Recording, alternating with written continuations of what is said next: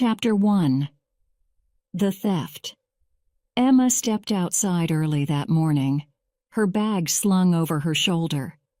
The air was crisp, and the faint hum of distant traffic echoed through the quiet suburban street. She reached the driveway, her eyes scanning automatically for her car. Her steps slowed. Her driveway was empty. For a moment she stood frozen, blinking at the vacant space where her blue sedan had always been. She dropped her bag onto the concrete and looked around. Her chest tightened as her eyes darted up and down the street. The car wasn't there. Maybe she had parked it on the street. She hurried to the curb, glancing left and right. Nothing. No, she muttered under her breath, retracing her steps. Emma returned to the driveway, staring at the empty space as if the car might magically reappear. She rubbed her temples, her thoughts spiraling. Had she forgotten to lock it? Was it towed? Her hands trembled as she pulled out her phone. She dialed 911, pacing the length of her driveway. 911, what's your emergency? The calm voice on the other end asked. My car. It's gone, Emma stammered. It was in my driveway last night and now it's gone. Someone stole it. The operator began asking questions. Can you describe the car for me? It's a blue sedan, Iki bin on Besh model. The license plate is... Emma rattled off the numbers, her voice trembling. When did you last see the car? Last night, Emma said, pacing faster. It was here when I parked it. The operator assured her that an officer would be dispatched to take her statement. Emma thanked them and hung up, her heart still racing. She grabbed her bag from the ground and went back inside, locking the door behind her. The knock on her door came an hour later. Emma opened it to find a uniformed police officer standing on her porch, clipboard in hand. You reported a stolen vehicle? He asked. Emma nodded, stepping aside to let him in.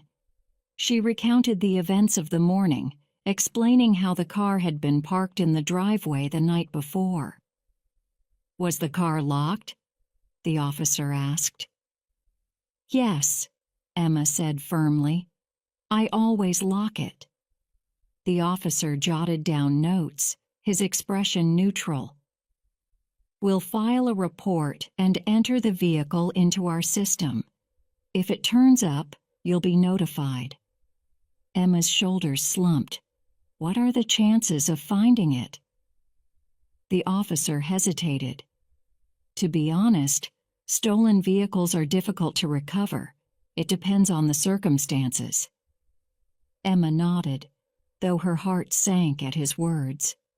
After the officer left, she sat in her living room, staring out at the empty driveway. The sense of violation was overwhelming.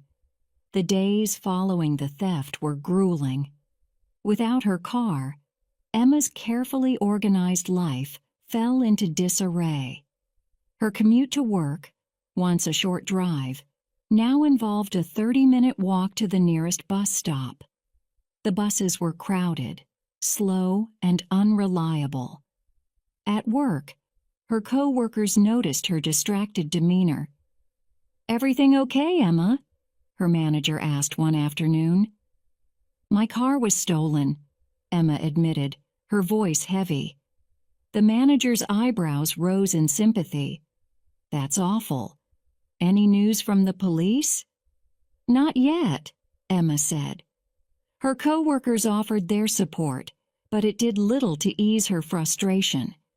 Running errands became a nightmare. Grocery shopping, once a simple task, turned into a logistical challenge. Emma found herself buying only what she could carry and making multiple trips to the store. Even at home, she couldn't shake the feeling of unease.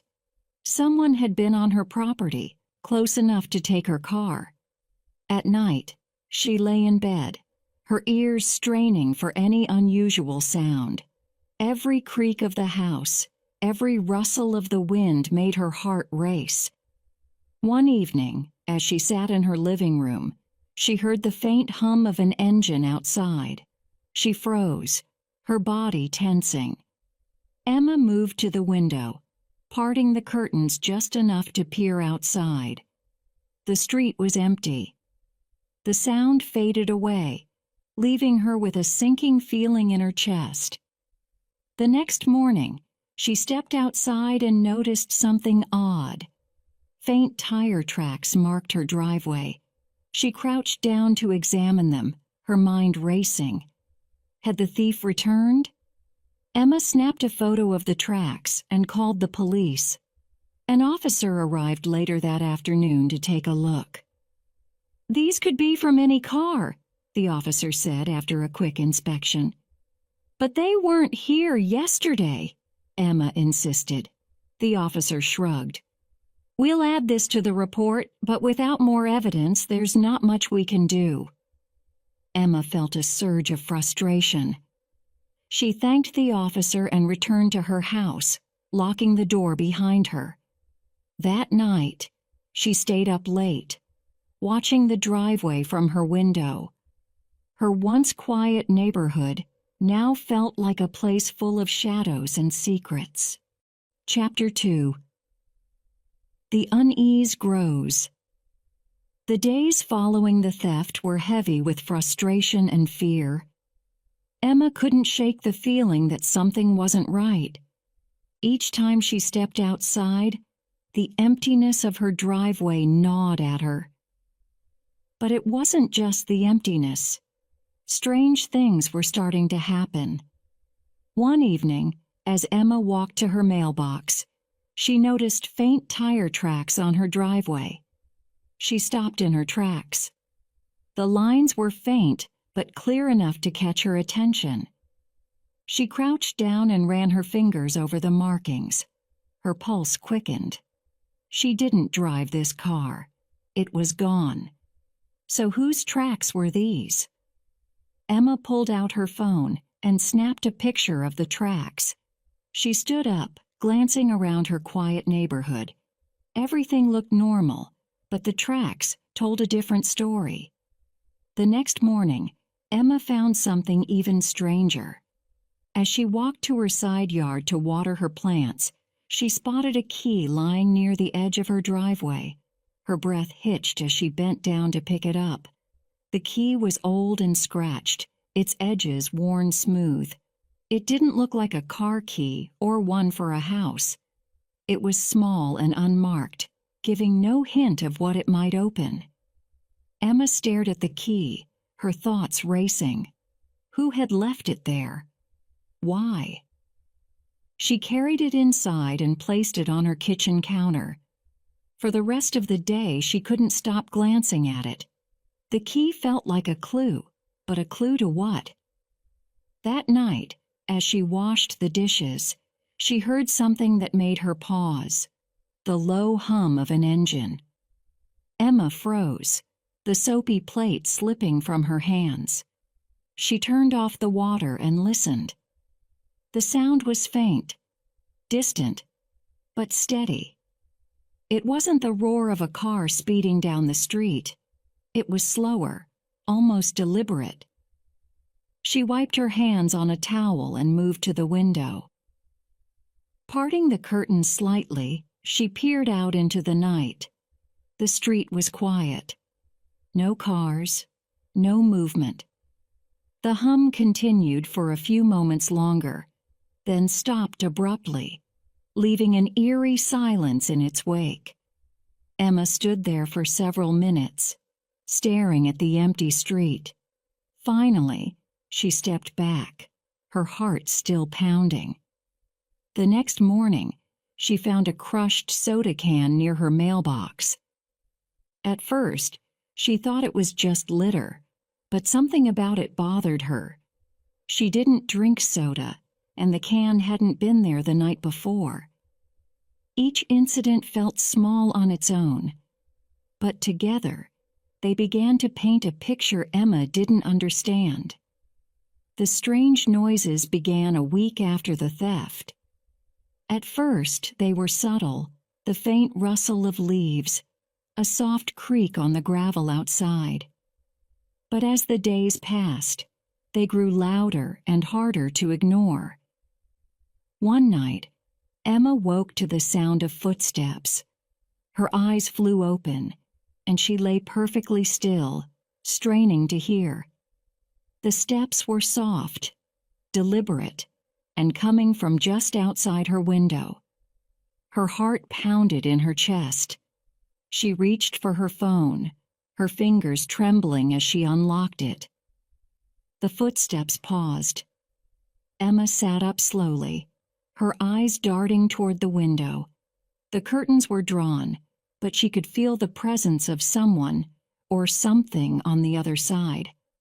She stayed frozen, clutching her phone, listening. After what felt like an eternity, the steps faded away.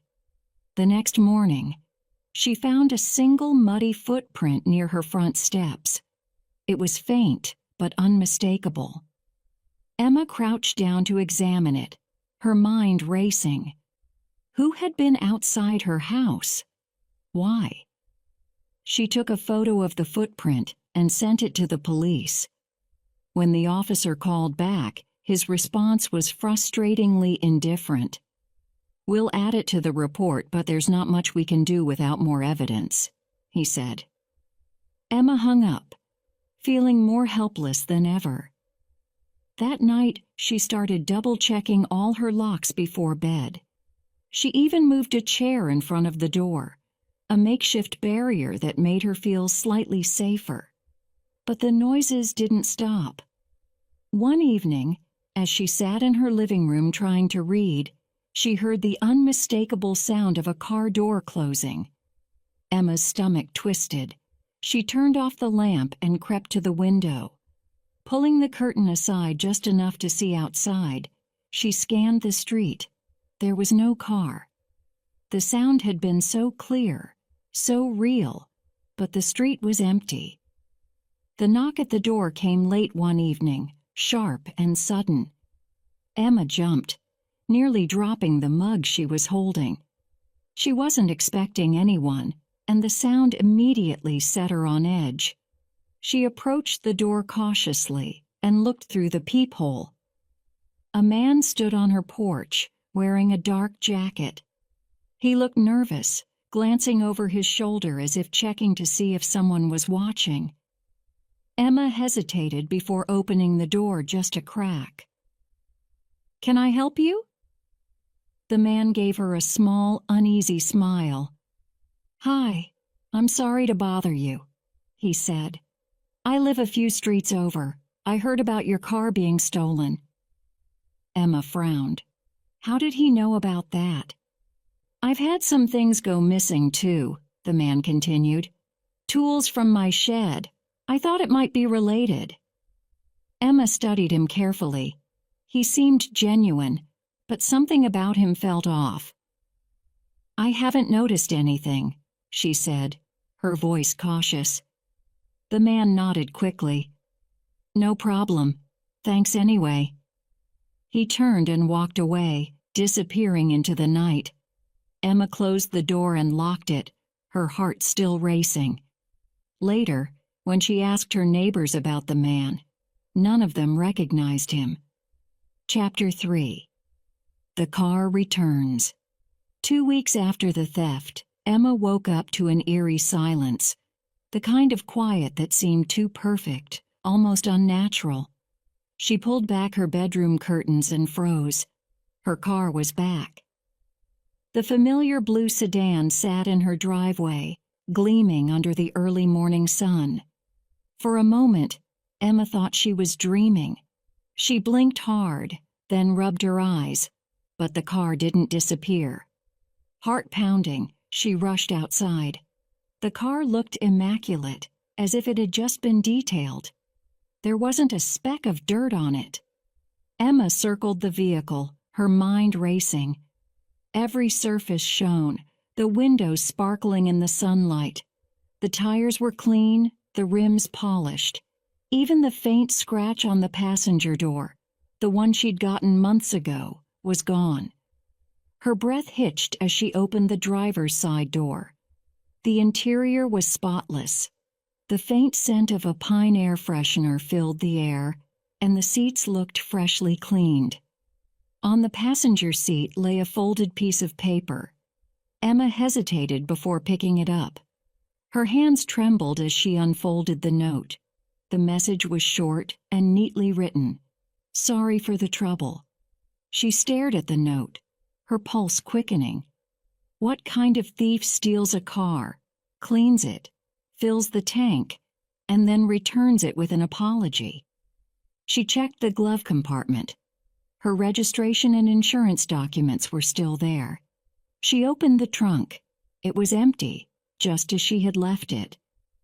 The car was exactly as it had been before it was stolen. No, it was better. But the note didn't explain anything. Emma stepped back, clutching the paper. She looked up and down the street, half expecting to see someone watching her. The neighborhood was quiet, just as it always was. She hurried back inside and locked the door, her mind racing. Once the initial shock wore off, Emma began inspecting the car for any clues. She grabbed her phone and started taking pictures of the exterior, the interior, and the note. As she looked more closely, something caught her attention. Under the driver's seat, partially hidden by the floor mat, was a receipt. She picked it up carefully. It was from a gas station 2 towns over, dated 3 days ago. The receipt showed a full tank of gas, paid in cash. Emma's heart raced. This was a lead. She called the police and reported the car's return. An officer arrived later that morning, his expression one of mild surprise as he examined the pristine vehicle. "This is unusual," he admitted. "Most stolen cars don't come back, and certainly not in this condition." Emma showed him the note and the receipt. The officer studied them, nodding thoughtfully. "The gas station receipt could be helpful. We can check their surveillance footage to see who filled the tank." "Do you think they'll find anything?" Emma asked, her voice tinged with both hope and fear. "It's possible," the officer said. "But if they paid in cash, it might be hard to track them down."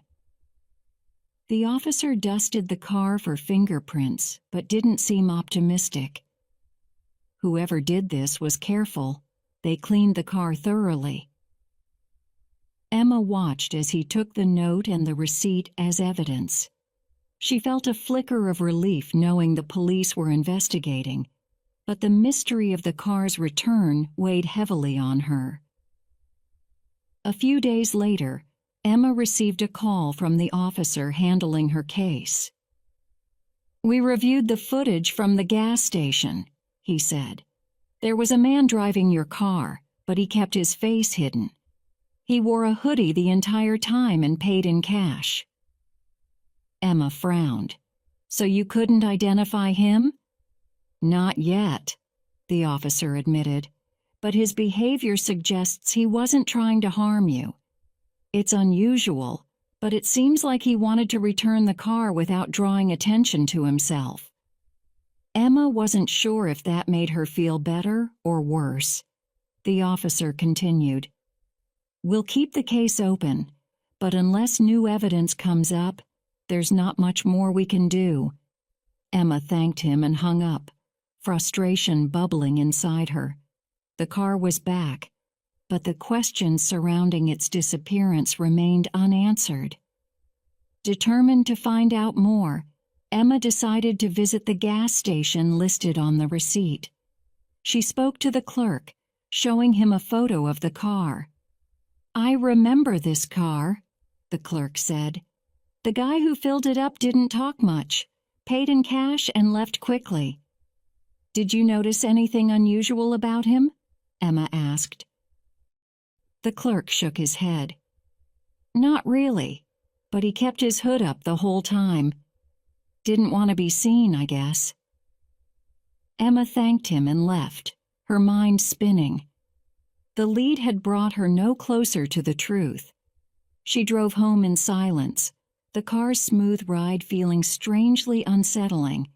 Every time she touched the steering wheel, she thought about the person who had driven it, cleaned it, and returned it.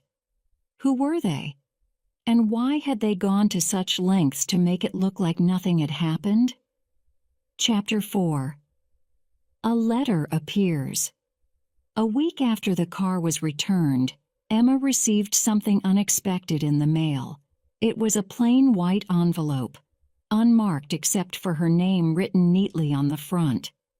There was no return address, no stamp, just her name. Emma stared at it for a long moment, her chest tightening. Her hands trembled slightly as she opened the envelope and pulled out a single sheet of paper. The letter was handwritten. Dear Emma, I owe you an explanation. First, I want to apologize for taking your car. It wasn't personal. I didn't know who you were, and I meant you no harm. I was in a desperate situation. Someone was after me, and I had to leave immediately. Your car was there, and I didn't have a choice. I tried to return it in better condition than I found it. I cleaned it, filled the tank, and left it exactly where it was. I hope that makes up for the trouble I caused you. Please don't try to find me. It's safer for both of us if you let this go. I'm truly sorry for everything. Thank you for helping me, even though you didn't know you were.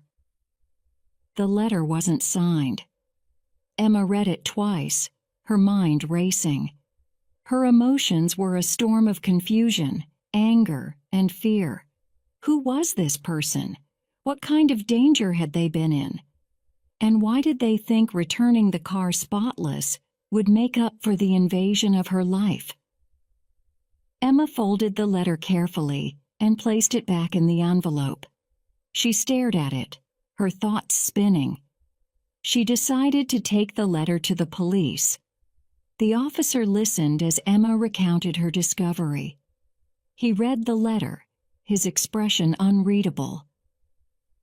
It's unusual, he admitted. It sounds like whoever took your car was trying to avoid legal trouble. They're clearly asking you to drop the matter. What should I do? Emma asked. The officer hesitated. That's up to you. We can continue investigating, but it's clear this person doesn't want to be found. If you push further, it could put you in more danger. Emma nodded, but her unease only deepened. The letter haunted Emma. She couldn't stop thinking about the words, the way they seemed both apologetic and calculated. For days, she debated her next move. Part of her wanted to let it go, to follow the thief's advice and move on. But another part of her, a bigger part, wanted answers. She spent hours poring over the details in the letter, trying to find hidden meanings. The mention of someone being after the thief only added to the mystery. Who were they running from? What kind of danger were they in? Emma began searching online for clues. She looked up news articles, trying to find reports of crimes in her area that might match the timeline of her car's disappearance. She found nothing concrete, but the effort consumed her. The thought of the thief knowing her name, her address, and her car made Emma feel exposed. She started noticing every little detail around her house, every creak, every shadow. One night, she heard a soft noise outside, something scraping against the gravel. She froze, her heart pounding, but when she looked outside, she saw nothing. The next morning, she found a small scratch on her car door. It wasn't there before. Emma couldn't shake the feeling that someone was still watching her. The letter had warned her to let it go, but the events that followed made it impossible. She showed the letter to a few close friends, hoping they could offer some perspective. "It sounds like they were in serious trouble," one friend said. "Or they're just trying to cover their tracks," another added. Emma felt torn. She wanted to believe the thief's apology was genuine, but the cryptic nature of the letter left her with more questions than answers. One evening, Emma sat in her car, staring at the note she'd tucked into the glove compartment. She thought about all the unanswered questions, the strange incidents, and the thief's plea to drop the matter. For the first time in weeks, she considered the possibility that she might never get the answers she was looking for. Chapter 5. The Puzzle Pieces. Emma couldn't stop thinking about the letter. Each word seemed to carry hidden weight, as though it contained a truth she couldn't quite grasp. She laid out all the clues she had: the tire tracks on her driveway, the strange noises she had heard late at night, the mysterious key she found, the letter. Each piece felt connected, but the picture they formed remained elusive. She retrieved the gas station receipt she'd given to the police and began to analyze it again. The date on the receipt lingered in her mind. It was 3 days before the car was returned. Why had the thief waited to bring it back? Emma started wondering if the thief had been in her neighborhood all along, watching her house. The thought sent a shiver down her spine. She opened her laptop and began researching crimes in her area, focusing on incidents reported around the time her car was stolen. She combed through local news websites, forums, and police reports, searching for anything that might explain the thief's actions. After hours of searching, she stumbled upon an article about a break-in at a storage facility 2 towns over. The article mentioned a suspect who had fled the scene, and the timing matched the date on the gas station receipt. Emma's heart raced as she read further. The suspect hadn't been caught, but witnesses described a man wearing a hooded sweatshirt, similar to the one seen in the gas station footage of her car. Could this be the person who had stolen her car? And if so, what had they been storing or stealing at that facility? Emma debated whether to contact the police with her findings. Part of her feared drawing more attention to herself. The thief had warned her to let it go, and she couldn't shake the feeling that pushing further might put her in danger. But her curiosity wouldn't let her stop. She decided to drive to the storage facility mentioned in the article. As she pulled into the lot, the building loomed before her, its metal doors reflecting the late afternoon sunlight. Emma hesitated before stepping out of her car. The place was quiet, almost eerily so. She approached the front office, where a bored-looking attendant sat behind a desk. "Hi," Emma said, her voice steady. "I read about the break-in here a couple of weeks ago. Do you have any idea who might have done it?" The attendant raised an eyebrow. "Why do you want to know?" Emma hesitated, then said, "My car was stolen around the same time." "I think it might be connected." The attendant leaned back in his chair, eyeing her carefully. "The guy who broke in didn't leave much behind, just some scattered papers and a few tools. The police came by, but they didn't find much." Emma's pulse quickened. "Do you remember what kind of car he was driving?" The attendant shrugged. "Sorry, I didn't see it, but one of the cameras might have caught something. The footage was sent to the police." Emma left the facility with more questions than answers. She returned home, her mind spinning with possibilities. For the first time since the car had been returned, She felt like she was getting closer to the truth. But the closer she got, the more dangerous it seemed. Chapter 6. A twist unfolds. Days after her visit to the storage facility, Emma received another surprise. A small package appeared on her doorstep. There was no return address, no markings, just her name scrawled in bold letters. She brought it inside, her heart racing. Carefully, she opened the package. Inside was a single photograph. It was her car, parked in a dimly lit alley. The photo looked recent, taken at night. The angle suggested it was snapped in a hurry, perhaps by someone who didn't want to be seen. On the back of the photo, there was a handwritten message. "You helped more than you know." "Thank you," Emma stared at the words, her pulse quickening. The message was eerily similar in tone to the letter she'd received earlier. What did they mean by helped? And why were they still reaching out to her? Emma examined the photo closely, searching for clues. The alley looked unfamiliar, but a small sign in the background caught her eye. It was partially obscured but legible enough for her to make out the name of a nearby business. She searched for the business online and found its location, a neighborhood not far from the storage facility. Emma debated whether to go. The thief had warned her to let things go, but the clues seemed to be pulling her deeper into the mystery. That evening, she got into her car and drove to the address from the photo. The alley was exactly as it appeared in the picture, narrow and dimly lit, with tall brick walls on either side. Emma parked a short distance away and walked toward the alley, her footsteps echoing in the quiet street. Her heart pounded as she reached the spot where her car had been parked in the photo. There was nothing there now, just empty space and a faint smell of oil lingering in the air. Emma scanned the area, hoping for another clue. She spotted something glinting near the wall and bent down to pick it up.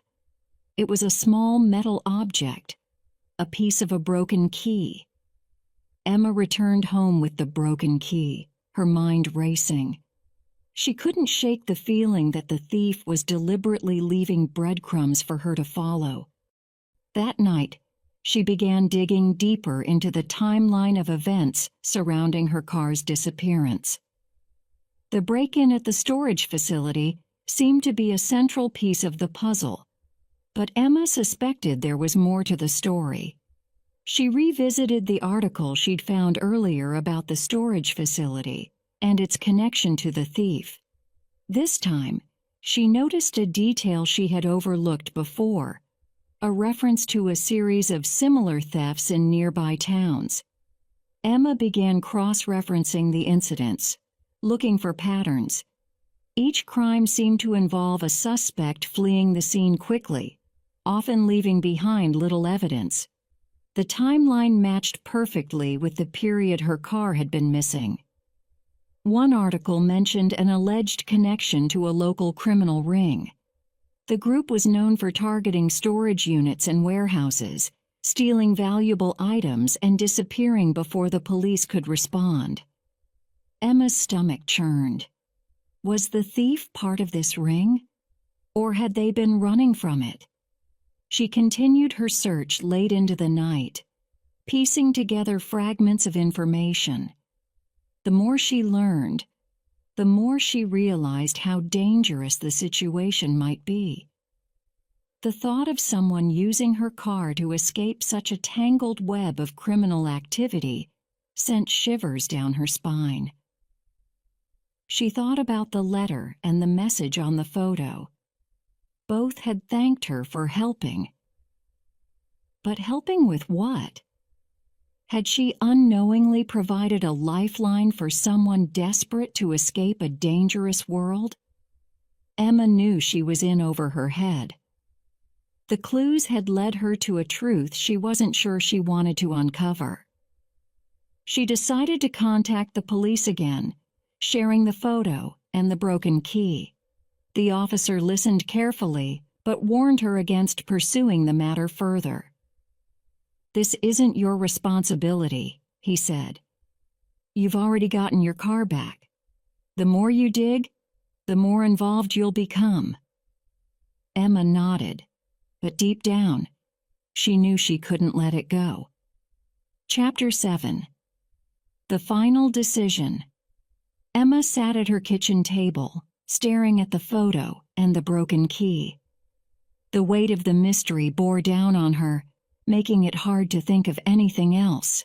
She had pieced together fragments of a larger story: a thief fleeing danger, a criminal ring tied to storage facility break-ins, and her car used as a getaway vehicle. But the full truth remained elusive.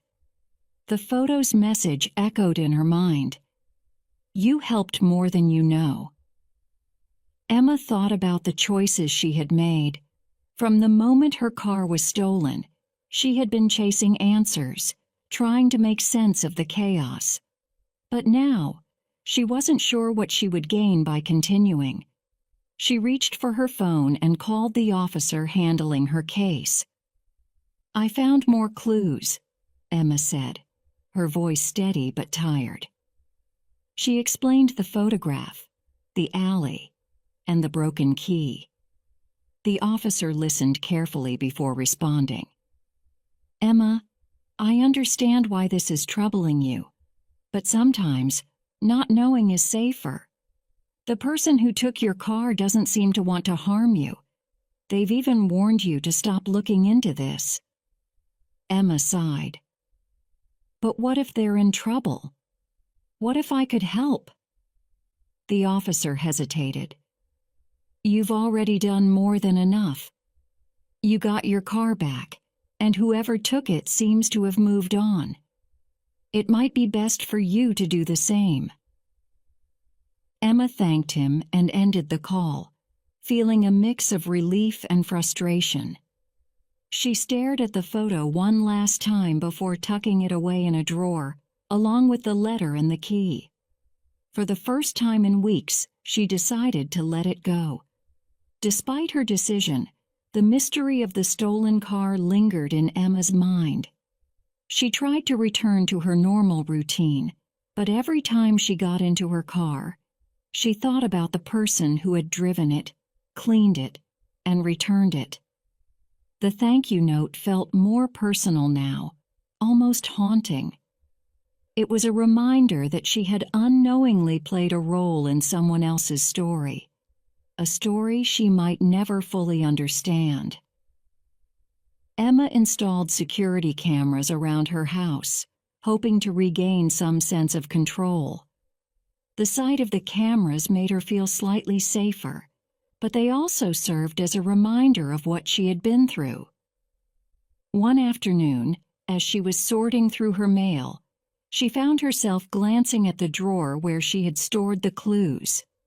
She thought about the thief's apology, the photograph, and the broken key.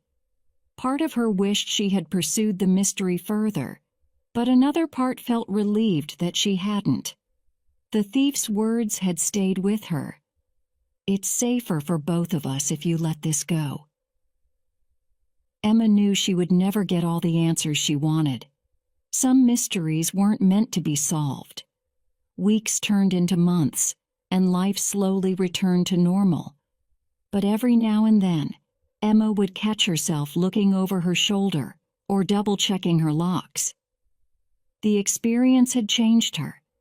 It had made her more cautious, more aware of the world around her. One evening, as she sat in her car, she ran her fingers over the steering wheel, thinking about everything it had been through.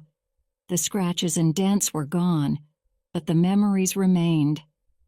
Emma smiled faintly, a mix of gratitude and lingering curiosity filling her chest. The stolen car had come back, but it had taken a piece of her life with it. And though she would never know the whole truth, she was finally ready to move on.